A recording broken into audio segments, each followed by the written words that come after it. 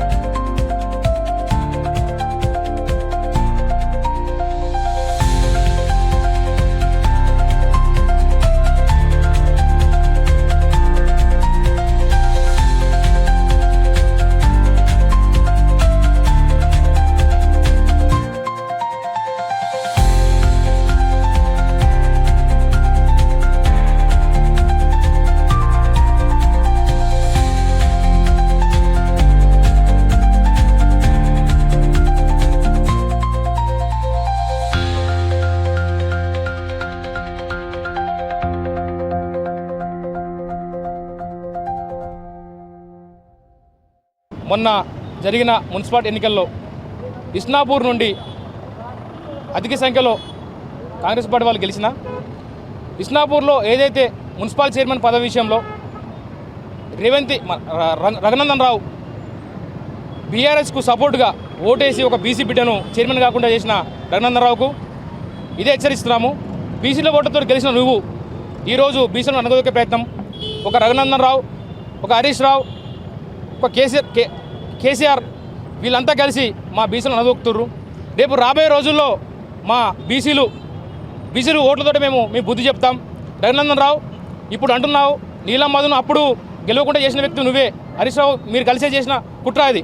ఈరోజు కూడా ఇస్నాపూర్లో ఒక ఎమ్మెల్యే ఒక ఎంపీ రెండు బీజేపీ టీఆర్ఎస్ పొత్తు పెట్టుకొని లోపకార ఒప్పందంతో మీరు ఈరోజు ఒక చైర్మన్ కాకుండా చేసిర్రు.